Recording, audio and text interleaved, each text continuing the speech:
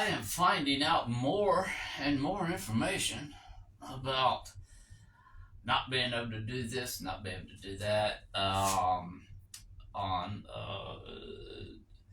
my John Q Public Watchdog Facebook channel.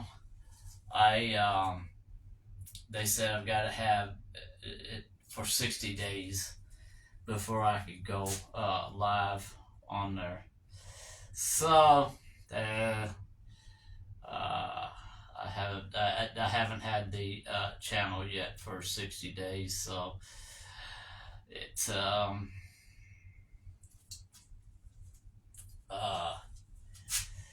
can't go live on there, so I'm having to come over here, and then I'll have to record it here on my regular channel, and then transferring it over to YouTube. So I'm getting all the bugs worked out on it. It's going to take me some time. I'm going to learn how to do all the fading in and out, and how to add this and how to add that and stuff like that as we go on. So and I'll get better and better. So anyways, let me say welcome everybody to John Q Public, the Watchdog, here to watch out over you and to ask the questions that some are afraid to ask. Talk to the people that some people are afraid to talk to. I'm in a new location right now. I'm actually in my cargo trailer, but it gives me more room because I can stand up. I got my little bit podium here that I can set everything up on and be able to stand here and talk to y'all. So I kind of covered up the back with this green thing here because that's actually the back door for the ramp, and it's kind of in bad shape. So I'm turning the cargo trailer into not only this to where I can do this out here, but also for my ham radio and stuff like that, because I'm into ham radio, and to set up different monitors in here. I'm setting up a big monitor back here in the back for my NASCAR, because I've got a NASCAR unit to where I can sit and act like I'm actually in a car driving. So anyways, I just wanted to explain that to y'all, the reason why I'm out here like this. So let's get into the story. It's called The Quiet Crisis in a Small Town. A public conversation about accountability.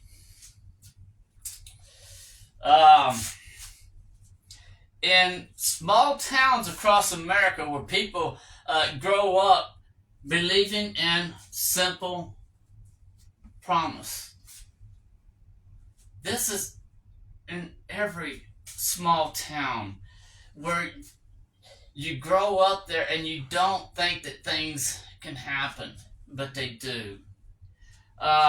Because people get this, people that are in charge of authority, they get this mentality that they're in this small town, they control it, they can do what they want to. That if something goes wrong, if someone in power crosses the line, the system will correct itself. Will it? I mean, seriously, ask yourself the question, will it correct itself? No. If you don't step in and do something about it, it won't correct itself. It'll only get worse. So, without you involved in it, to ask the questions, to stand up to the people, it's not going to get any better. Police are supposed to protect the public. Judges are supposed to protect the law. Prosecutors are supposed to protect justice. But what happens when those lines are blurred? Think about it, people.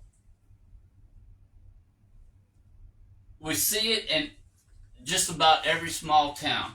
Those that do not see it are blinded for some reason. I'm not saying that anything mean about them, but they're not wanting to see what's going on in their own community. So they don't pay attention to it because either they're associated with the people, or they're just don't pay attention to what's going on in their community. What happens when people responsible for enforcing the law begins protecting each other instead of protecting the public? They start protecting each other instead of protecting the public. When police departments, when the police department, the prosecutor's office, city leadership, and the courts begin to operate like a closed circle, where there is no opening. It's just a closed circle where no one inside the system is ever held accountable. I mean, think about it, y'all. They're never held accountable. They're starting to be held accountable now. A lot of them are being arrested. A lot of them are being charged. A lot of them are going to prison. From the higher ups to the lowest man on the totem pole. That's the question many citizens in small towns are starting to ask.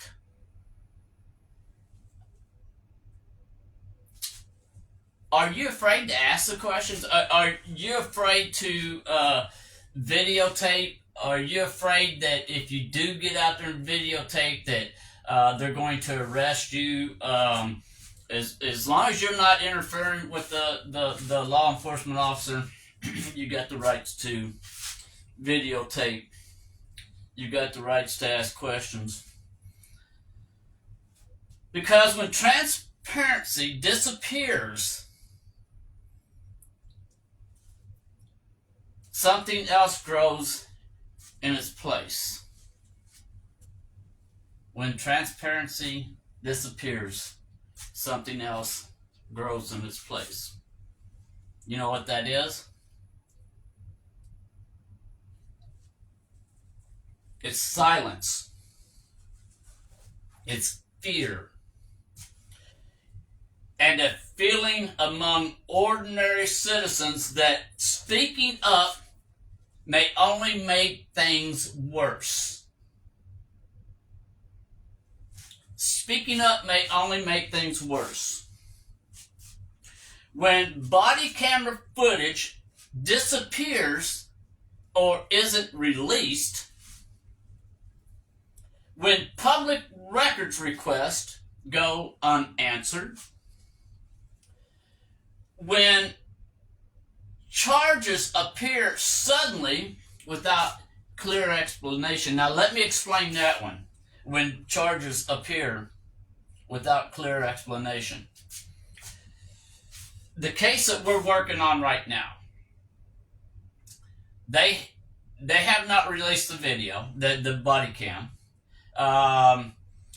The chief held on to it because before she went to court, they wanted to see what all they could charge her with before she went to court.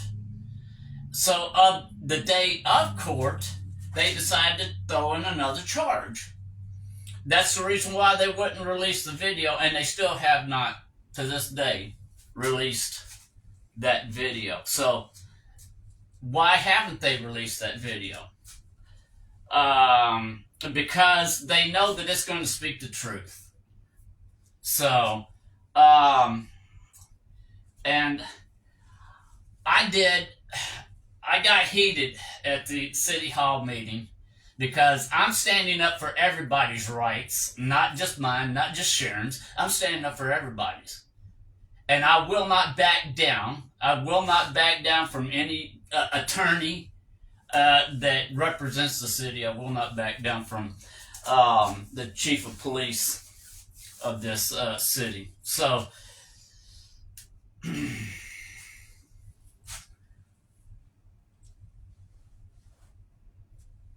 when people feel pressured into pleas instead of receiving a fair hearing, let me explain that one. Because when she went to court, like I said, we didn't have the body cam footage. So,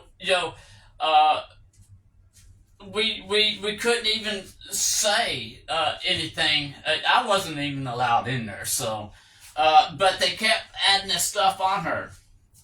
The first deal was, 2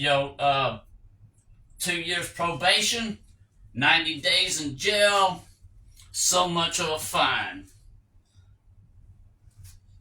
Then they dropped it down to 6 months probation, no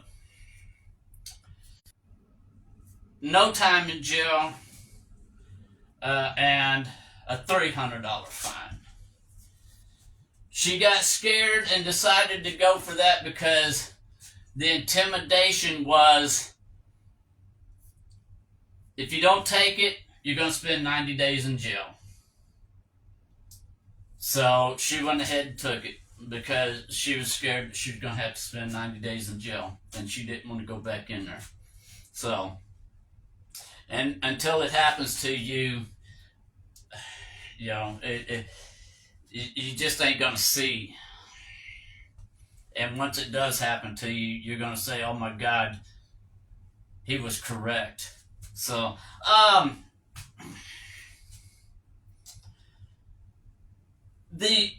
when people feel pressured into pleas instead of receiving a fair hearing, the question becomes unavoidable. In justice, is justice still working the way it was meant to? No, it's not. Not in a small town. Not in a small town where they got the buddy system. And I'm talking about everybody from the judges, prosecuting attorneys, to even the attorneys that supposed to represent the person. So it's all the buddy system. They go out and play golf with each other. They go out and, probably have their drinks at some big fancy restaurant together. They hang out together. They probably have Christmas parties, Thanksgiving parties, all together because of the buddy system.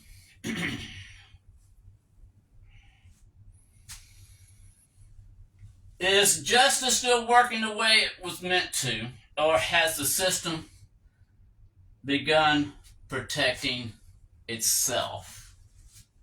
Has the system begun protecting itself? From the mayor of a small town, to the vice mayor, to city council, to the city manager, to the police chief, to the police officers, judges, prosecuting attorneys.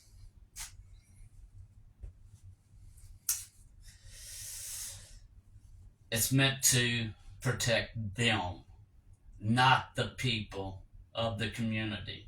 It's meant to protect them. But they're finding out. They're finding out every day that people just like them are being arrested. They're being charged. They're being convicted. They're going to prison. And when they sit in the courtroom and hear the sentence that they're getting, 5 years, 10 years, 15, 20 years, whatever it may be, they start bawling and pleading for mercy. These people in charge right now don't think that it can happen to them until it does, and then they're sitting in a a courtroom bawling because they don't want to go to prison because they know exactly what's going to happen to them when they go to prison. So they better open their eyes. History shows us something important. When systems lack transparency, corruption doesn't always begin with grand conspiracies. It doesn't begin with grand conspiracy. It doesn't begin with something big that sticks. It gradually crawls in. It gradually sneaks up. Thank you, Jim. Appreciate it, buddy. I'm trying to watch what's going on off to the side too. So, but it gradually crawls in there. You know, like a little snake. You know, crawling in, and it slowly just gets bigger and bigger and bigger. So, it begins with small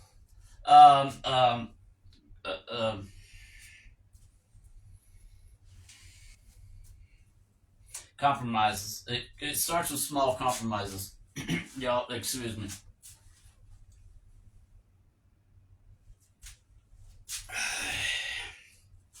The man.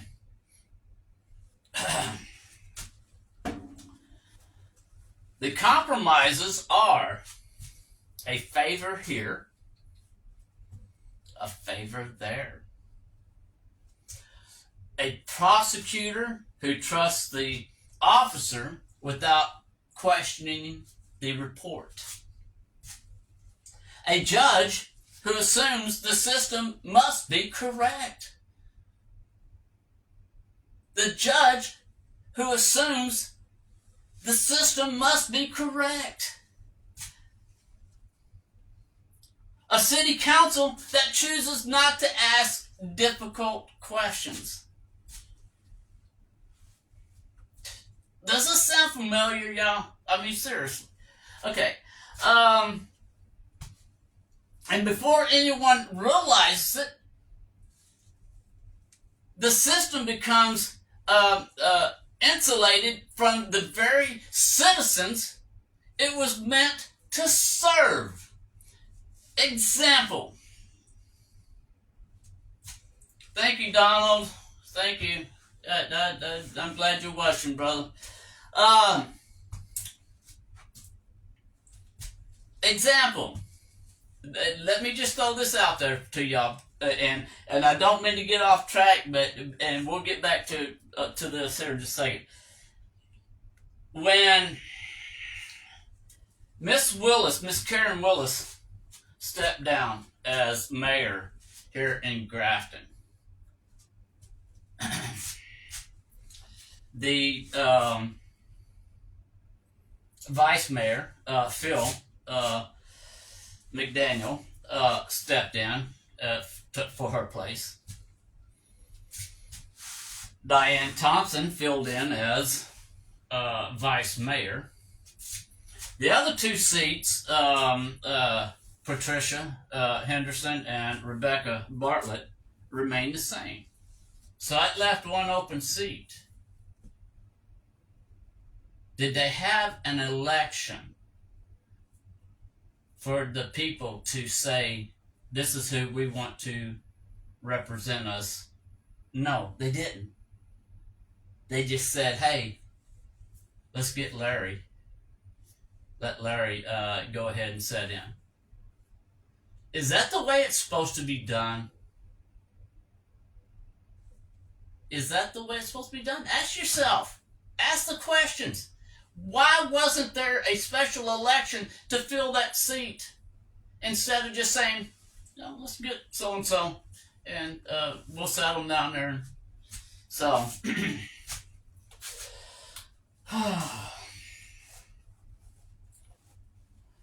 let's go back into this here real quick. And before anyone realizes the system becomes insulated from the very citizens it was meant to serve.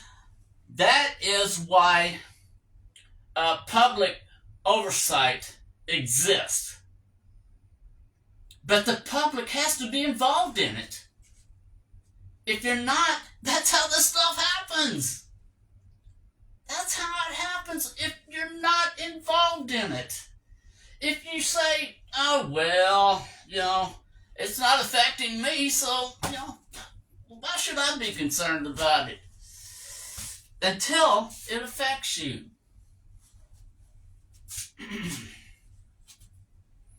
And I want y'all to know, I'm not saying nothing bad about Mayor Phil or Diana, Vice Mayor Diana, and the rest of the council members. Kevin Stead, the city manager, Rebecca Bartlett, city councilwoman, and Patricia Henderson, city councilwoman, and Larry.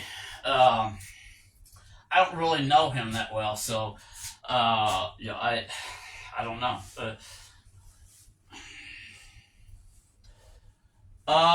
Let's see.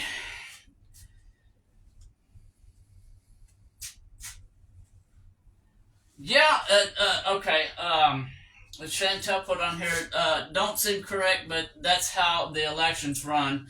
It's more than likely in their bylaws. And it may be, but I think they still need to have. I'll look into the bylaws and see, because I think they still need to have an election. People cannot just say, okay, let's pick so and so. Someone knows they are done, but get elected again, and then they are allowed to appoint someone to fill their seat until the next election. Okay. I won't know until I see the bylaws. And I will go up there and ask them for the bylaws. I'm not afraid to ask these questions, y'all. So, let's see.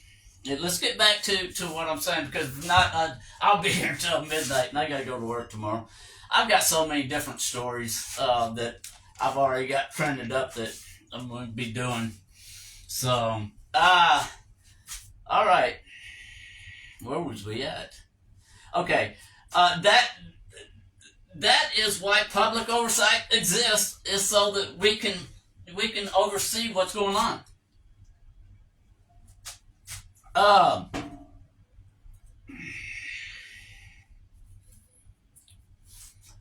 Not because citizens hate law enforcement, not because citizens hate government, but because accountability protects the honest people within those institutions, such as much as it protects the public.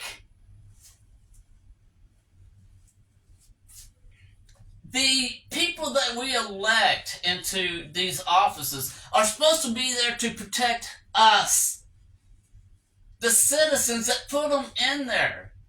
If they're not, vote them out.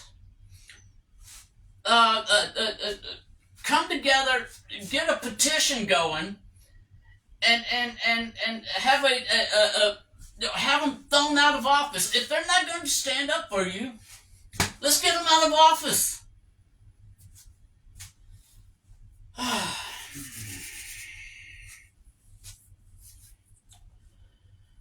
The real question for any community is simple. What kind of town do you want to live in? What kind of town do you want to live in? One where power answers to the people? Or one where people are expected to accept whatever power decides?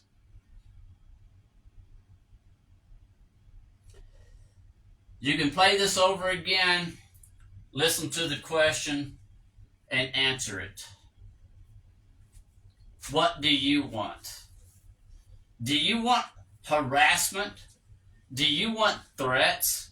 Do you want a target put on your back, as I was told one was put on mine because I speak up and don't back down?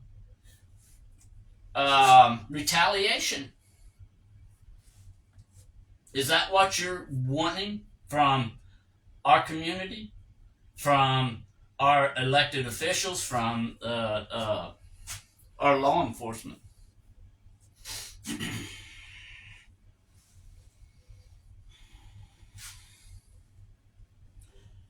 Tonight, this broadcast is not about attacking individuals. It's about asking questions. It's about answering questions. When I went to the city council meeting yesterday, Tuesday, I asked questions. I was shut down. I asked another question. I was shut down. They didn't have to answer questions. I just asked the questions. If they wanted to answer them, fine. If they didn't, fine. But I had the rights to ask the questions. We had a lady in there that also stood up for the attorney that was shutting me down and saying, well, this isn't the right place for this.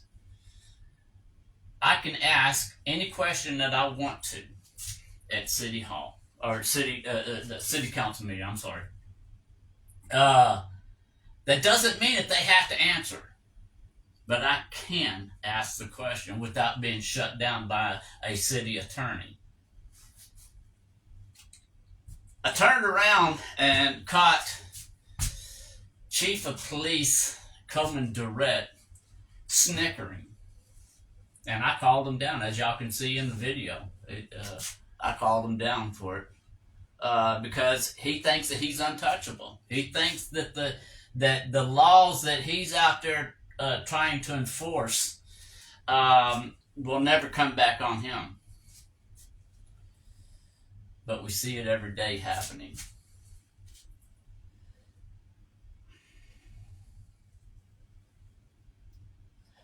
Tonight, the broadcast is not about attacking individuals. It's about asking questions. Questions every community deserves answers to.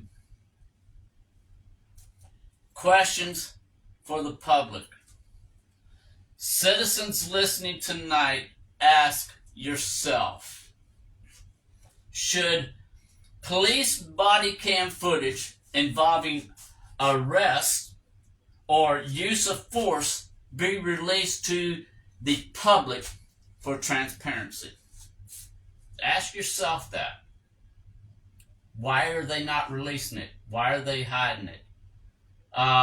You even heard the attorney saying, well, it'll be released as soon as we redact this, we redact that. So they're going to redact a lot of things that's going to be covered up.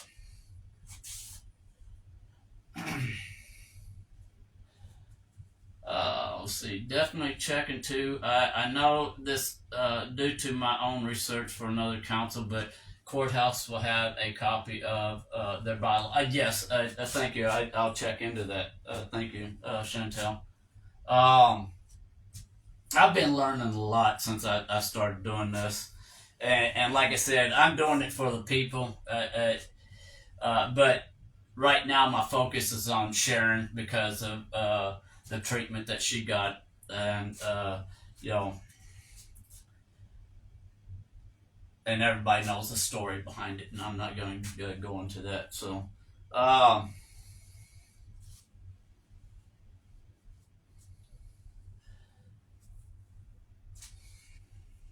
should police body camera footage involving arrest or use of force be released to the public for transparency?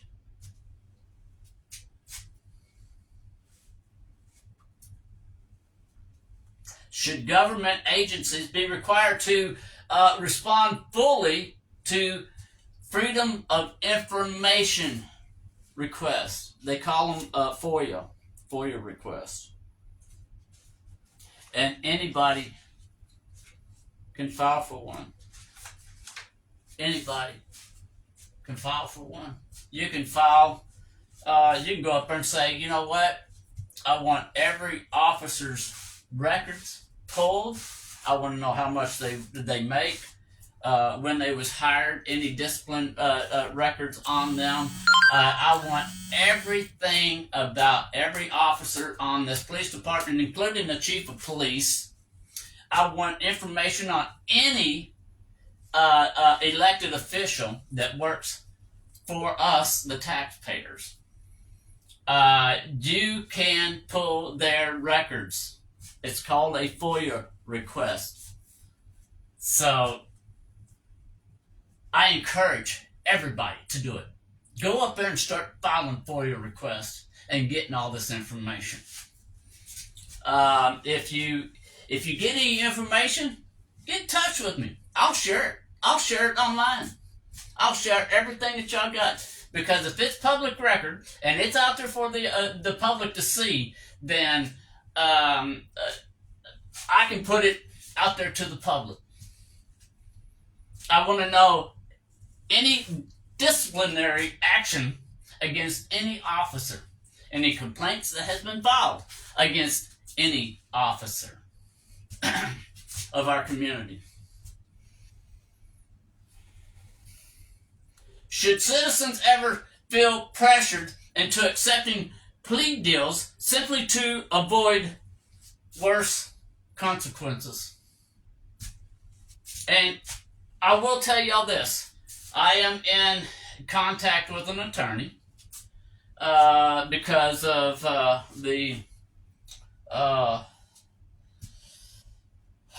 how she was dragged outside. Well, I say dragged. He had her handcuffed and walked her outside, so pretty much dragged, with no shoes and no jacket on. When she asked to put them on, and he said no. So we are getting with an attorney, talking with an attorney, and starting the process of what we need to do next. And like I said, it may take 5, 6, 10 years. I don't care. That's not the point. So whatever happens. We know that it's going to have to go through the circuit court. We know that it's going to have to move up to the 4th Circuit Court, which is over West Virginia. Should prosecutors independently investigate police actions or simply rely on police reports? I read the police report to y'all, and the stuff that he mentioned in there was out of place. He put one part here that was supposed to go with this part down here. So you know, there's things that he said on there that didn't happen. But until we get the body cam footage, which I don't think that they're going to release, because well, they will eventually, one day. They will have to, but right now they're not going to because they don't want the public to see it. Should judges question evidence more carefully when civil rights concerns are raised? The thing is that this judge would not even listen. He already had his mind made up. I wished I knew what the judge's name. I'd tell y'all, but he already had his mind made up. He didn't care. He didn't want to hear nobody's side of it. So he already had his mind made up. When he walked in there that day, he already knew that he was how this was going to be resolved. Because, like I said, the buddy system. Yo, we get out of here, let's go play some golf. Well, if it was warm outside.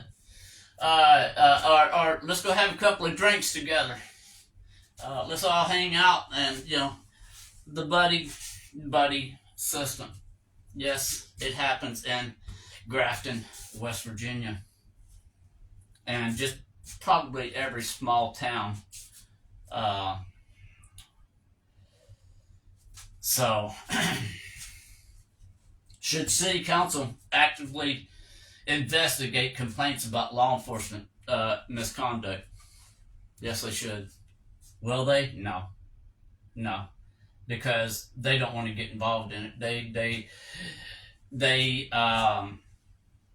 even though they've watched the video, Diane Thompson, vice mayor, and Kevin Stead admitted on video that they watched the body cam footage.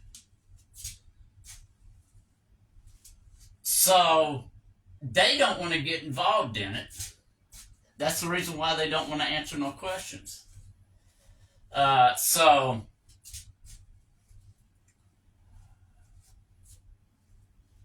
when you got something that and I'm not saying that they do, but for some reason,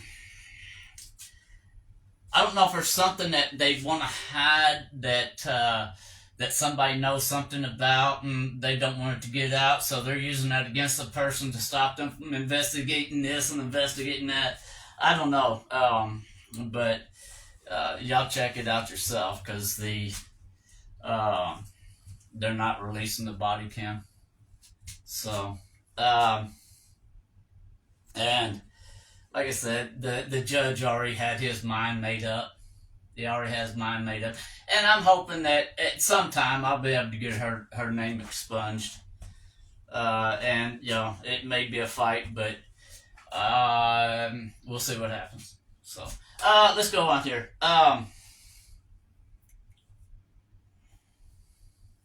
Should public officials be accountable when citizens raise serious concerns? Yes, most definitely they should be held accountable, and they will be held accountable. They will be held accountable when this goes to court, when it goes to litigation, when it goes into the civil litigation. They will be held accountable. Now, them personally, no. The sad thing is that the taxpayers of the community is the ones that's going to pay for this. The taxpayers of Grafton, West Virginia, is the ones that's going to pay for this.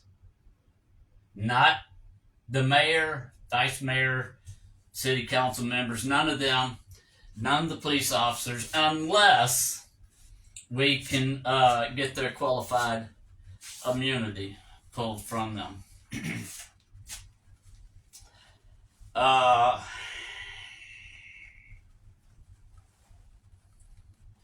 If evidence exists that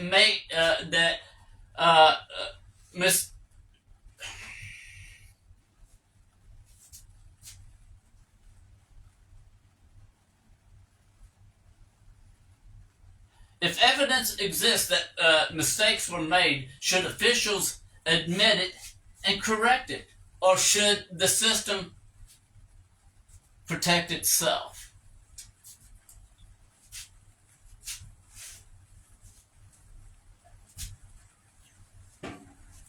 Let me repeat that again. If evidence exists that mistakes were made, should officials admit it and correct it? Or should the system protect itself? The system is going to protect itself. That's the reason why they don't want the body cam released.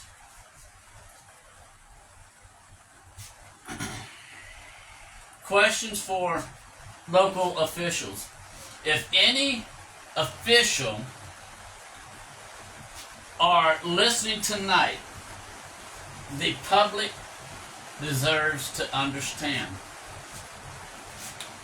Why are some public records requests delayed or denied?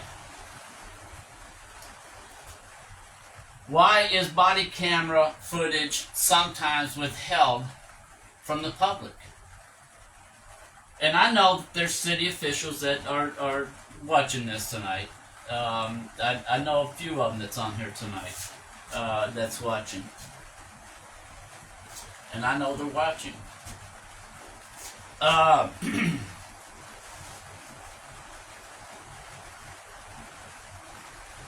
Why is body camera footage sometimes withheld from the public? What independent oversight exists for police misconduct? Who investigates this? Somebody told me to call the FBI, to take it to the FBI. I told them right now I didn't know if I wanted to go to that extreme, but if things don't start getting answered, I may see. I don't know if the FBI can even do anything about it, but we'll cross that bridge whenever it gets there.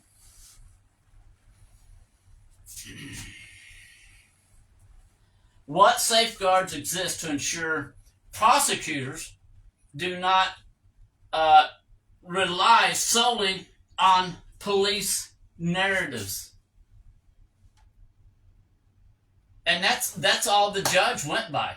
That's all the prosecuting attorney went by, because they said that, I was the one battered, and the prosecuting attorney even said in the courtroom, that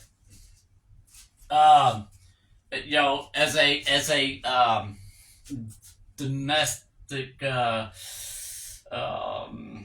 don't know, whatever it is, where I'm supposed to be the one having the violence put against me, that most domestic violent people will later on drop the charges. Well, I never filed the charges. I never signed anything. I never made a statement to it or nothing. So, anyways, that tells me that they did say that I was the victim, and I was not the victim.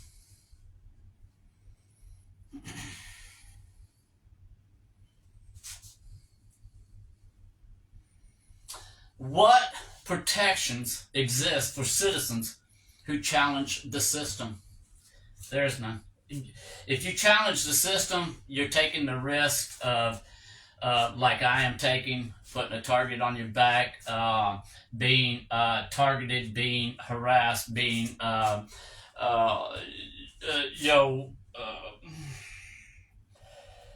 being followed, being, any little bitty small thing that you do, if you're in your vehicle or whatever, then you're going to be their target. And it's sad to say, because even the crooked law enforcement officers get the good ones involved to also help them do their dirty work. And then it makes that good officer one of the bad officers. So, and like I said, I've got dash cam. I got cameras that aim in all directions on the van, in the car, my body cam, and also my cell phone. So I've got enough cameras to cover everything, just in case something does happen. And if something, and I'm not trying to indicate that anything will, but if something does happen to me, there needs to be a thorough investigation, because I'm going to tell you, I've heard some horrifying stories from people. And if we get set up downtown like I'm planning on doing, to where we're just going to sit in a parking space, I'm going to set speakers up on the van, we're going to have tables in the van, doors open and stuff like that. And we're just going to have people come in there and talk, tell their stories, and, not be afraid, to tell their stories, about what happened to them. Now, I when somebody tells their stories, I'm going to question because I'm not going to just have people come in there and tell false stories about somebody and try to run their credibility because they're upset about them or whatever. So I won't allow that to happen. But we are going to me and another buddy of mine. We're planning on doing this to where we're going to be just setting up. See if they run me out. See if they run me away. See if they say you can't do this. See if they take away my First Amendment right. All right, let's get back to this.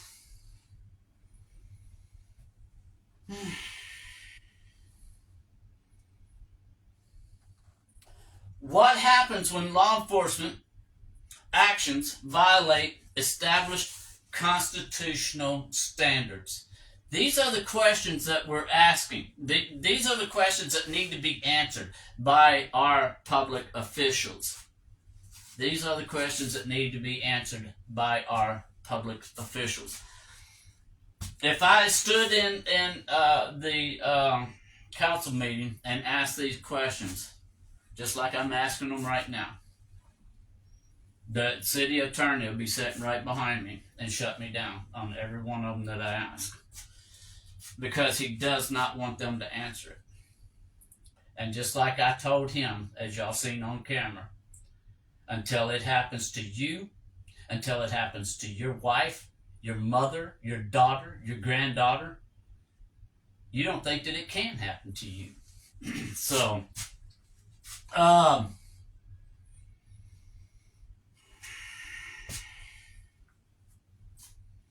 who investigates the investigators? Who investigates the investigators? When somebody files a complaint, who investigates it? The chief of police. Guess who the chief of police is going to back up and stand behind? No matter how wrong it is, he's going to stand behind his officer.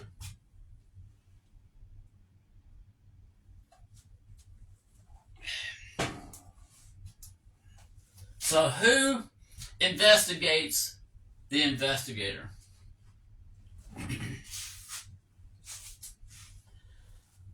The questions for the community here. At the end of the day, the most important question isn't about any single case. It is not about any single case. It's about the future of our community. Do we want a town where questions are welcomed, or a town where questions are treated like threats?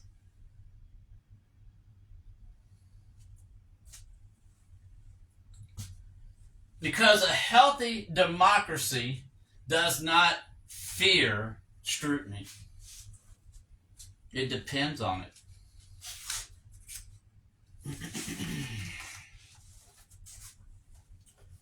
And real justice, the kind our Constitution promises, requires something simple but powerful. Something simple but powerful.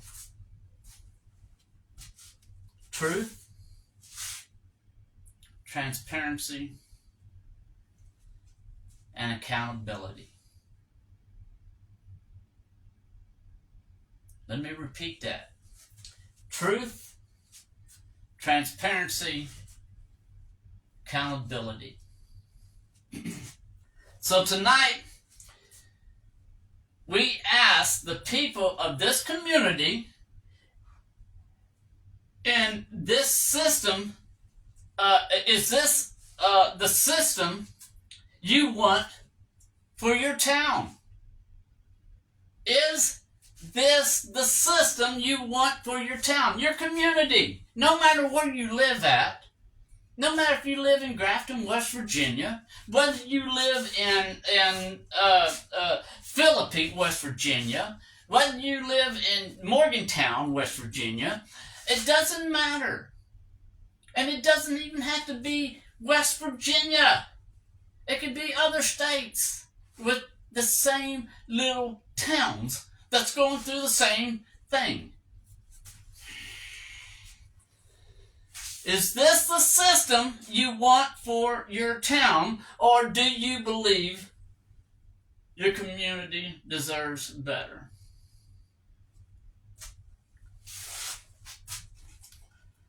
I believe our community deserves better.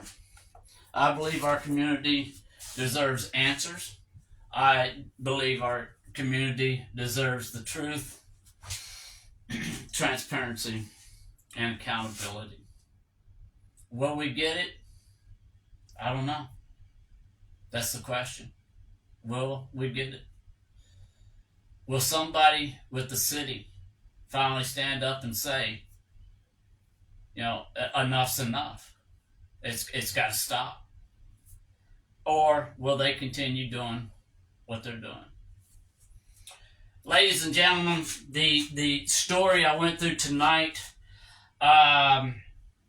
is going to continue. Next week, next week's story, or next week, the next couple of days, whatever it may be. I don't know. It may be tomorrow night. It may be, whenever, and I'll let y'all know. The next story that we're going to be working on is when speaking up becomes risky. That's the next storyline, when speaking up becomes risky. So join me, and I'll let y'all know ahead of time when I'm going to be doing this, because this is also an interesting one that I think the people of our community and other communities need to hear, and the people need to start standing up and saying enough is enough. We're not going to take it no more. We're going to fight back. When I say record it, report it, I mean it. Record anything that you see that has to do with law enforcement that is wrong, and report it. File the FOIA request. File the complaints. Don't be scared. If you record it, but you don't want to be associated with it, let me know. Give me the video. I'll do whatever. I'll do the FOIA request. I'll do the complaint. Whatever. Let me watch the video. Ladies and gentlemen, thank y'all for joining me. John Q. Public, the watchdog. The watchdog watching over y'all and watching and asking the questions that most people won't answer or won't ask. So thank y'all for joining me tonight. Godspeed to each and every one of y'all. Bye.